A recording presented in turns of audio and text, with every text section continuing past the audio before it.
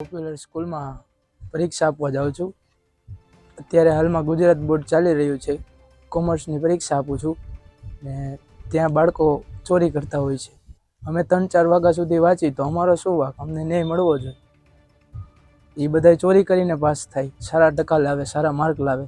અમે મહેનતથી પાસ થાય છે. ત્યાં વોશરૂમ દ્વારા ચોરી થાય છે. 2-3 બાળકોને એક હારે વોશરૂમ મૂકે, તેના રિલેટિવ હોય કે તેની સ્કૂલના હોય તો એને 2-3 હારે જવા દે. અમારે એકવારમાં પણ ના પાડી દે છે. બધાય પેપરમાં ચોરી તો થાય જ છે. ઇકો ને BA બેયમાં થઈ હતી. બેયમાં માઇક્રો કોપી દ્વારા થઈ હતી. માઇક્રો કોપીમાં 1 થી 20 MCQ હતા, 10 VSQ હતા ને બધાય પ્રશ્નના મુદ્દાઓ હતા. એ મુદ્દાઓ દ્વારા અંદર તો આપને લખી શકી, એ મુદ્દાઓ કહી દે તો એમાંથી બધું લખી શકી. છેલ્લા 2 પેપરથી અમે જોઈ છે કે મારી બાજુમાં અને મારી આગળ માઇક્રો કોપીઓ આવે છે. પહેલાં મને શંકા ગઈ કે કાગળિયા છે, પણ ના, માઇક્રો કોપી આવી. અને છેલ્લે અમે બહાર નીકળીને ત્યારે પણ માઇક્રો કોપી દ્વારા ખીચામાં નાખીને અથવા રૂમાલમાં સંતાડીને લઈ જવામાં આવે છે. ત્યાંનો એક સ્ટાફગણ આવીને સપલિયું હાથમાં હોય છે, કાંઈ કાગળિયા હોય છે, ત્યાં આવીને ઇશારા કરી જાય છે, પછી બહાર જાય છે. ત્યાર પછી બાળકો ઘડીએ ઘડીએ કોપી લઈને બહાર જાય છે. અમે વોશરૂમની રજા માગી તો અમને ના પાડી દે છે, પણ એના એક હારે 2-3 ને જવા દે છે.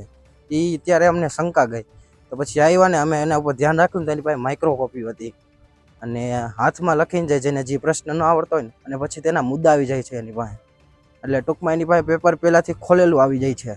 એવી કોઈ ચોરીની ઘટના અમારી સામે પ્રાથમિક તપાસમાં અત્યારે આવતી નથી, પરંતુ CCTVના વ્યુઇંગની અત્યારે કામગીરી ચાલુ છે.